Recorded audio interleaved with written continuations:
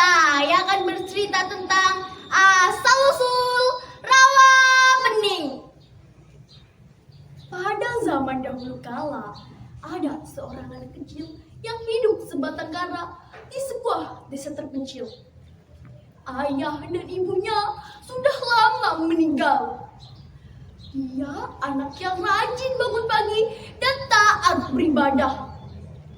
Yang Maha Kuasa telah memberikan kelebihan kepada anak kecil itu. Karena ternyata ia mampu menyembuhkan berbagai penyakit. Setiap hari rumahnya didatangi oleh warga yang meminta pertolongan. Namun selalu saja ada orang yang dengki dengan kebaikan dan kelebihan orang lain. Suatu hari nenek sihir melihat dengan penuh kedengkian. Malam harinya ia mengetuk pintu rumah anak kecil itu. Maaf, Nek, ada yang bisa saya bantu? Hei, kamu bocah.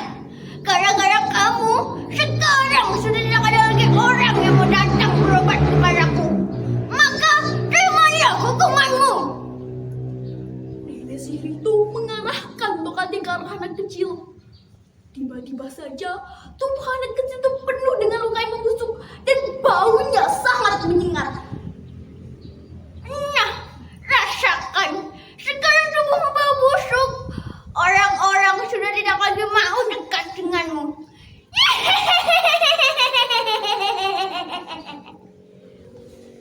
Keesokan harinya, warga datang dan terkejut melihat kondisi anak kecil itu. Hei, apa yang terjadi denganmu? Mengapa tubuhmu jadi seperti itu? Anak kecil itu menjelaskan asal-usul tubuhnya yang penuh dengan luka dan berbau busuk. Malam harinya, ia bermimpi mendengar suara. Pergilah dari desa ini dan carilah seorang perempuan tua. Dialah yang akan menyembuhkan penyakitmu itu. Pagi-pagi sekali, setelah beribadah dan berolahraga, ia menempuh perjalanan menyusuri hutan hingga berhari-hari lamanya. Hingga pada akhirnya, anak kecil itu kehabisan bekal. Ia pun menuju ke sebuah rumah penduduk desa. Pak, maaf. Berilah saya sedikit air dan makanan. Hei anak kecil pembusung, pergi kau dari sini sekarang juga. Cepat, pergi. Anak kecil itu sangat kehausan dan kelaparan. Ia melihat sebuah pesta di kampung. Ketika ia datang, orang-orang langsung mengusirnya.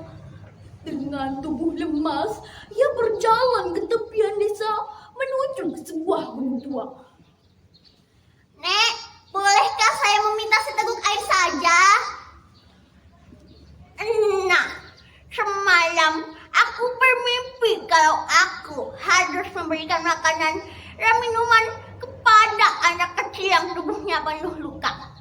Sepertinya itu kamu. Duduklah. Aku akan mengambilkan makanan dan minuman. Anak kecil itu makan dengan lahap. Setelah makan, tiba-tiba saja tubuhnya sembuh seperti sedia kala. Nah, lihatlah. Luka dan bau busuk di badanmu semuanya sudah hilang. Nek, aku juga pernah bermimpi mendengar suara kalau aku harus mencari seorang nenek. Mungkin neneklah yang dimaksud dalam mimpiku itu. Mungkin ini semua sudah menjadi takdir Tuhan. Semua yang terjadi ini tidak terlepas dari kehendak Tuhan.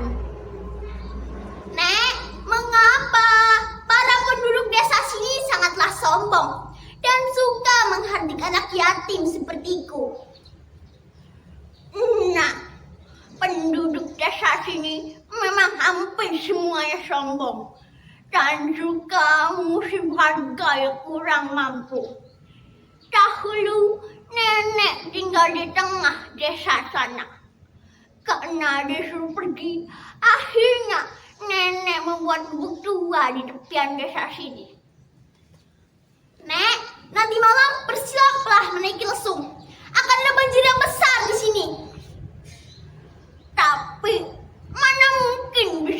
banjir. Malam pun tiba. Pesta yang diadakan para penduduk kampung itu berlangsung sangat meriah. Anak kecil itu datang dan memanggil para penduduk kampung. Permisi, selamat malam semua. Hei anak kecil, pergi kau dari sini sekarang juga, atau kami tidak segan bersikap kasar kepadamu. Kalian pasti tidak mengenaliku. Aku adalah anak kecil yang tubuhnya penuh luka. Ah, sudah, tidak usah banyak bicara kau. Kau tetap saja anak gembel. Cepat pergi dari sini. Kau mengganggu pesta penduduk di sini. Anak kecil itu segera menancapkan linting ke tanah. Aku akan segera pergi dari sini jika kalian mampu mencabut lidi ini. Para penduduk bergantian berusaha keras mencabut lidi itu. Sungguh aneh, tidak ada yang mampu mencabut lidi itu. Orang yang berhati jahat seperti kalian tidak akan mampu mencabut lidi ini. Dengan mudah, anak kecil itu mencabut lidi kecil yang menancap di tanah. Banjir! Tolong! Banjir! Tolong! Tidak membutuhkan waktu lama, desa itu tenggelam dan menjadi sebuah danau. Tiba-tiba nenek sihir datang.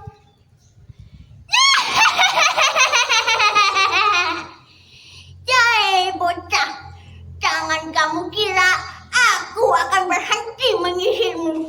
Meskipun desa ini sudah kau jadikan danau.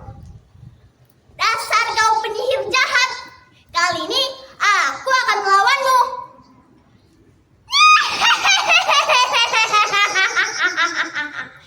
Jangan bermimpi mampu melawanku. Hanya seekor naga lah yang mampu membunuhku. Seekor naga, tunggulah di sini. Aku akan berubah menjadi naga. Bocah, jangan lari kau. Naga pun muncul dari dalam danau. Nenek sihir pun ketakutan. Kau nenek sihir, sungguh sia-sia hidupmu hanya kau gunakan untuk berbuat jahat. Maka terimalah hukumanmu. Naga itu menjulur-julurkan lidahnya dan mengeluarkan api yang sangat panas dari dalam mulutnya. Aduh, tolong, tolong, aku terbakar, tolong, panas, panas. Nenek sihir pun mati disembur naga jelmaan anak kecil itu. Setelah si nenek sihir mati, naga kembali ke dalam danau. Sementara itu, nenek yang membantu anak kecil itu selamat dari banjir yang menerjang desanya. Dia berhasil menaiki lesungnya dan sampai di tepian desa.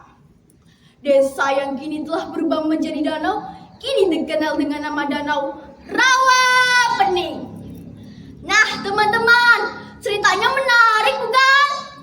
Hikmah yang dapat kita ambil dari cerita ini adalah kita tidak boleh iri dan dengki terhadap kemampuan dan kelebihan orang lain. Jadi, jangan lupa selalu berbuat kebaikan ya. Salam anak Indonesia hebat.